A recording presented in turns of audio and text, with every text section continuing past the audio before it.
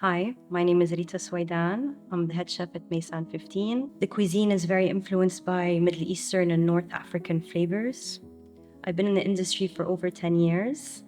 And something that some people might not know about me is that I entered the industry when I created my dessert brand. I'm Chef Ane. I come from Brazil. I work at Nestle Professional. I decided to come to the industry of food in 2014, so about 7 to 8 years now. Well, something interesting about my career is that, I moved from lawyer to cooking.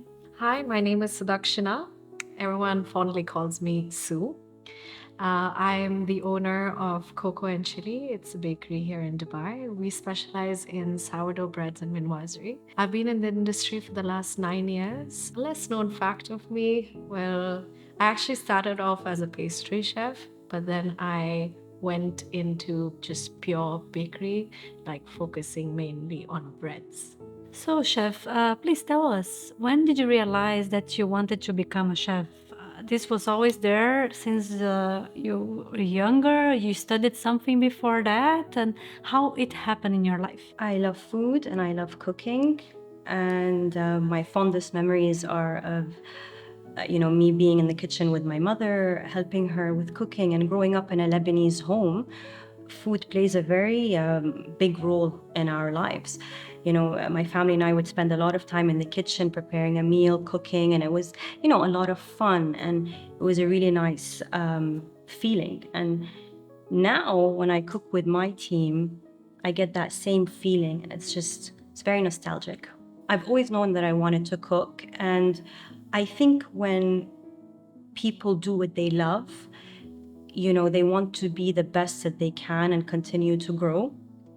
And for me, when I started my dessert brand, doors opened for me very quickly. And it was because I was following my passion. And it was because, of course, I was working hard to learn new things, to experiment with different flavors, to grow my expertise. When I was in my university studying to become a lawyer, I decided to travel to US. I just wanted to travel. I didn't have the money to afford it. So I went to these programs they have so you can work. And I went to a ski resort and I applied for being a cook. Without any background on it, I just, okay, I can cook.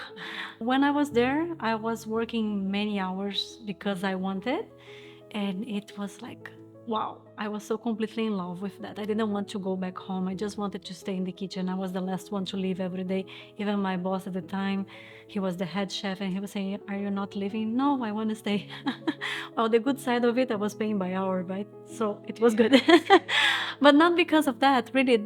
I was so in love. So I went back to Brazil after this experience and I continued university. I graduated. I started working as a lawyer.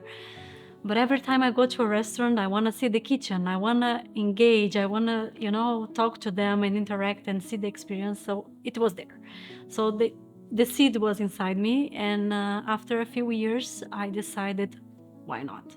So my intuition came to me and it was saying, this is the way you should go.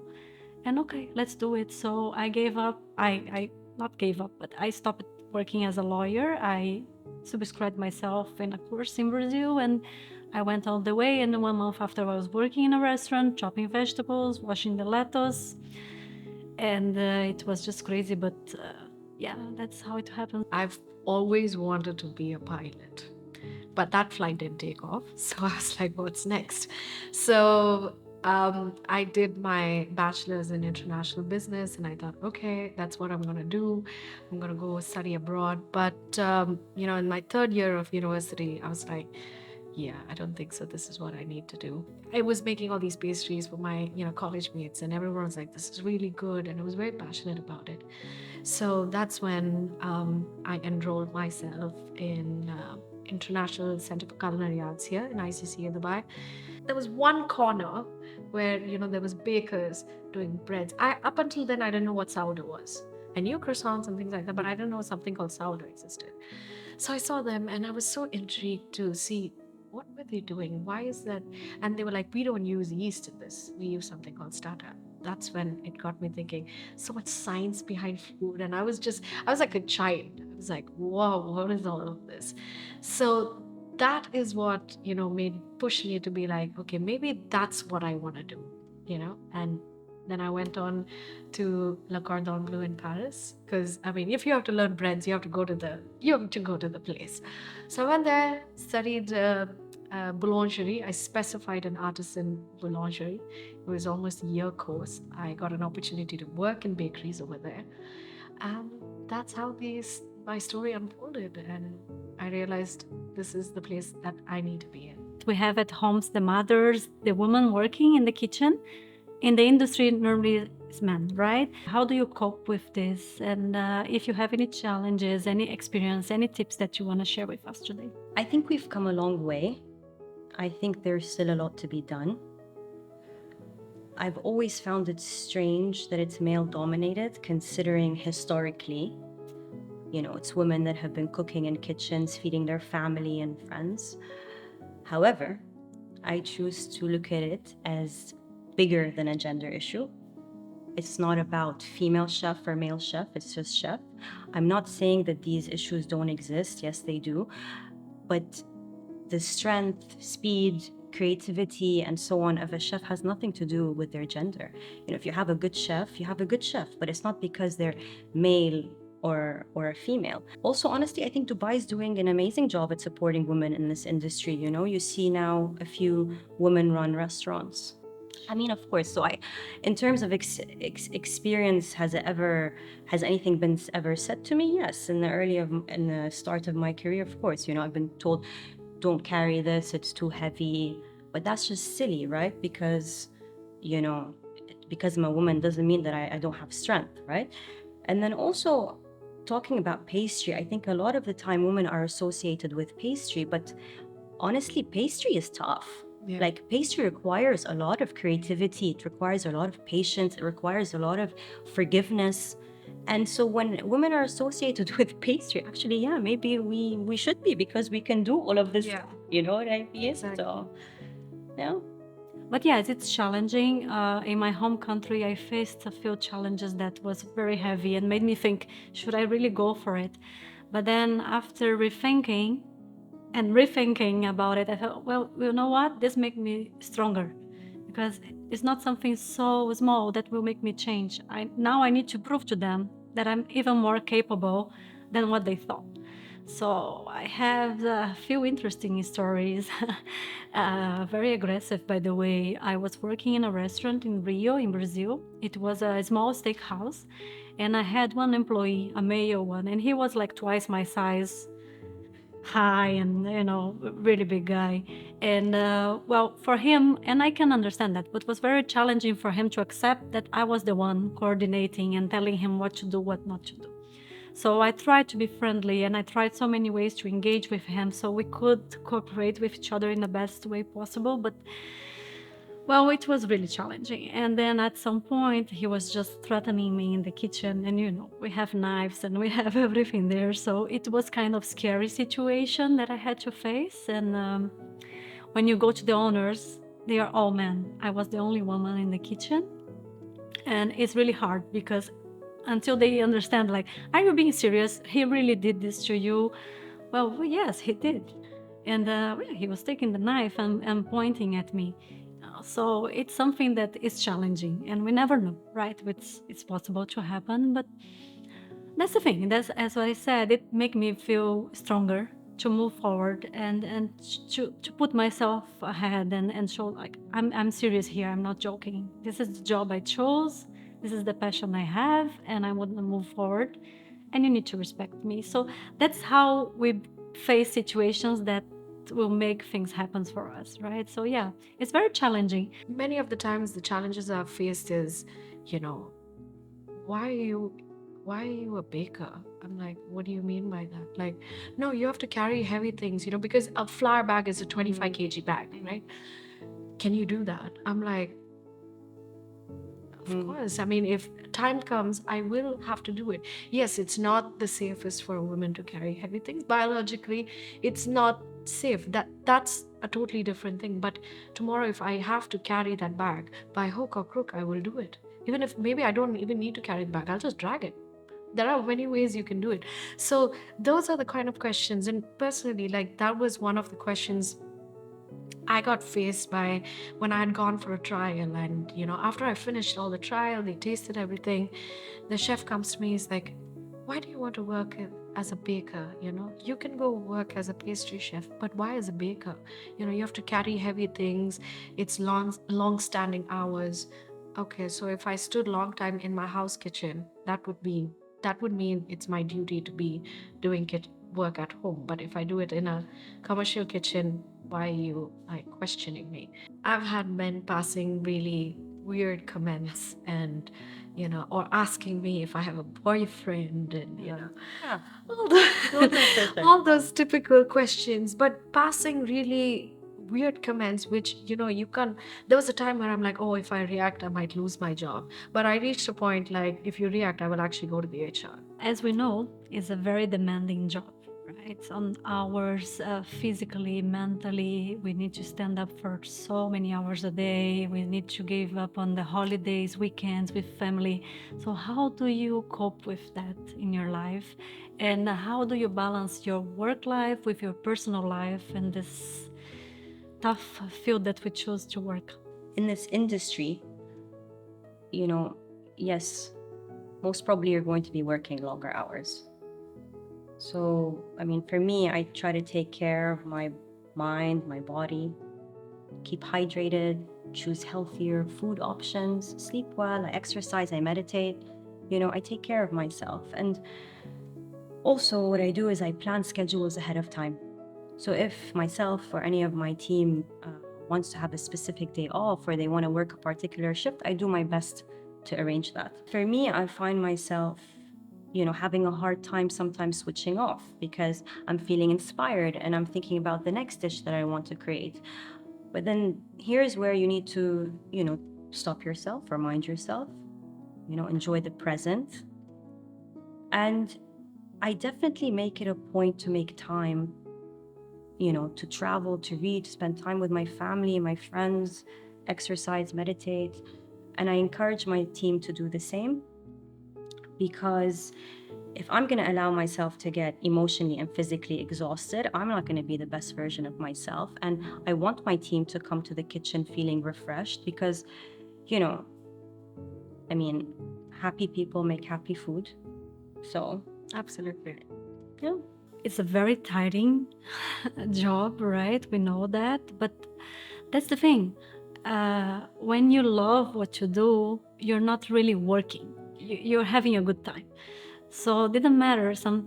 As my experience and my first experience in US, when I was enjoying, I didn't want to go home. They had to kick me out because I was really having a good time. So for me, it's okay if I had to stay 11, 13 hours, 15 hours, it's fine. Of course, when you reach home, then you realize, oh my God, I'm so tired.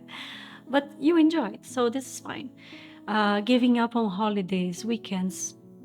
For me, this was never an issue. When I used to work in my previous career as a lawyer, I used to stay at home during the weekend. Sometimes I go out with my friends and all, but honestly, I was bored.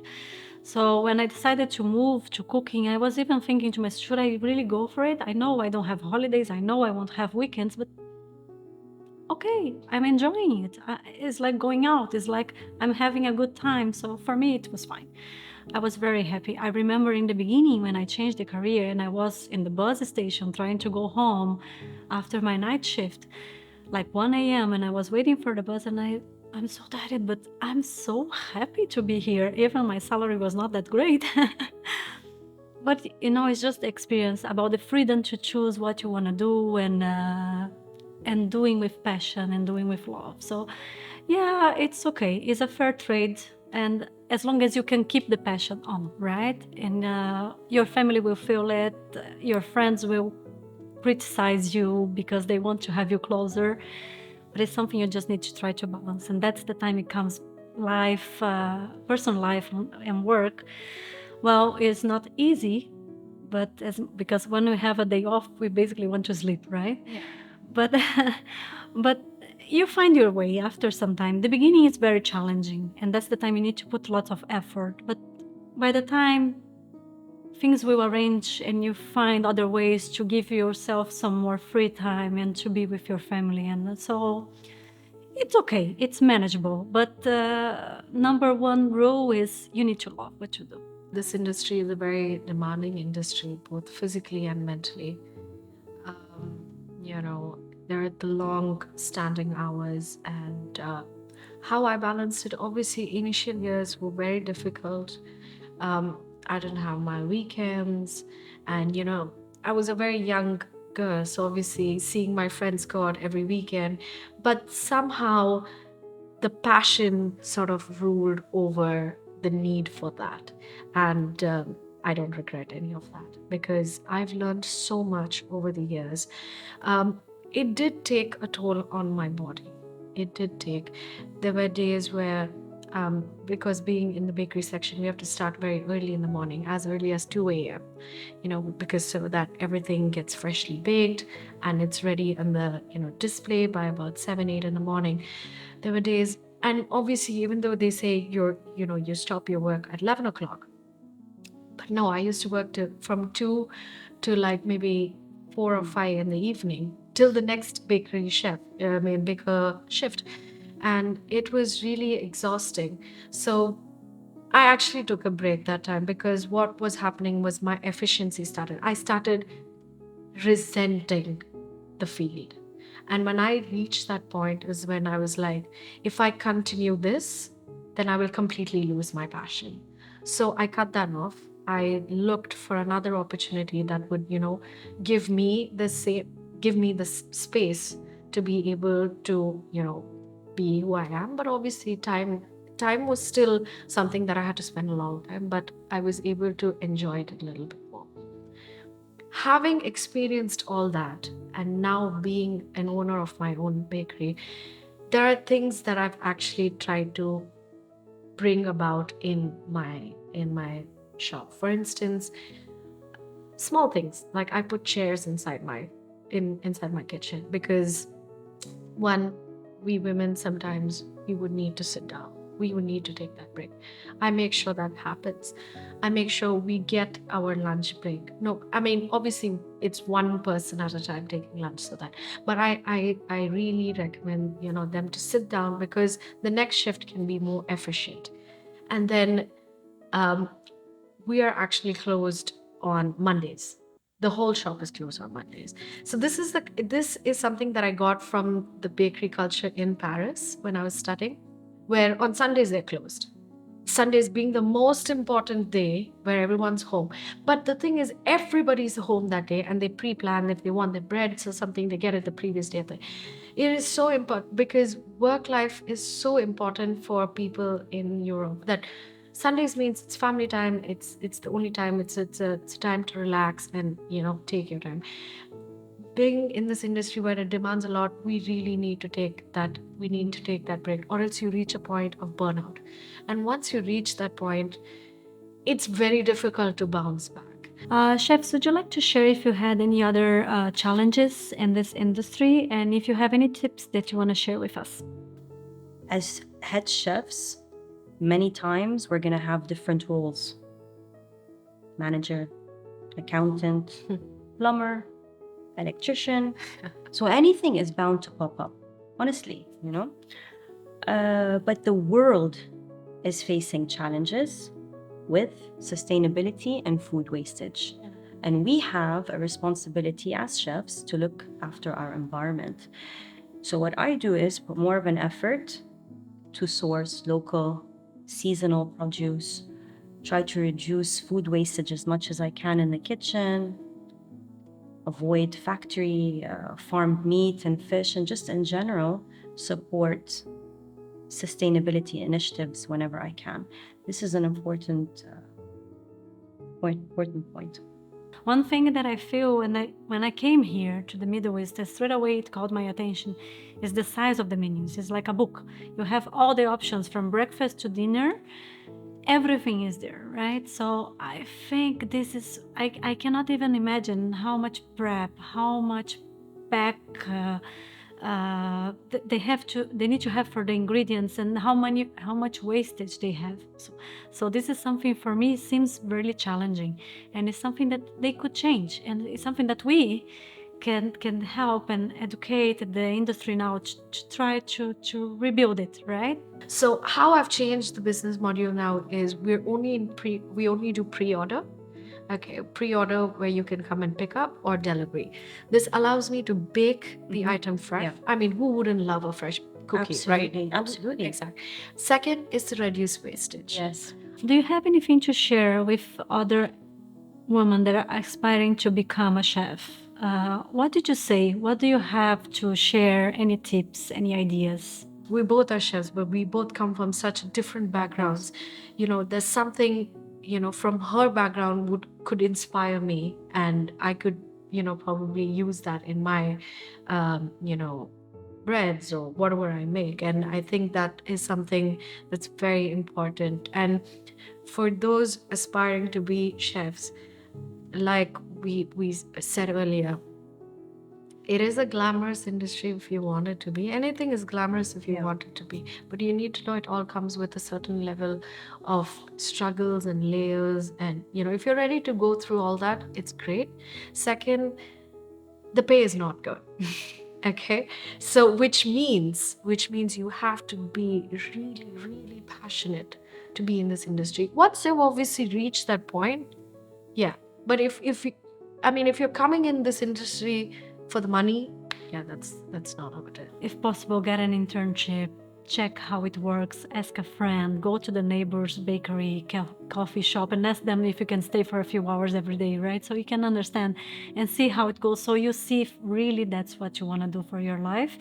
And if yes, well, jump for it, because I'm sure if you tried and you like it, you're gonna have the passion that needs to make it happen. So yeah, that's my advice. And don't put your head down for any man or any other woman that comes in the industry. Show confidence and you make it happen. We should follow our intuition to become more confident leaders. For me, following my intuition was a key ingredient to my success. It helped me take risks. It helped guide me into day-to-day things that I was doing. And of course, as women, we could support other women. I regularly, have my chef friends over. We discuss opportunities, possible collaborations. We share ideas. And just in general, we support each other. And, of course, when women come together, we can do amazing things. 100%. Chef Sue, Chef Rita, thank you so much for joining us today here and for the amazing information, the engagement that you share with us. It was really great, and I'm sure it's going to be very supportive for whoever is planning to start in this industry with us and joining and become our colleagues very soon, right? Thank you for having us. Thank you so much, and Happy International Women's Day. happy International Women's Day.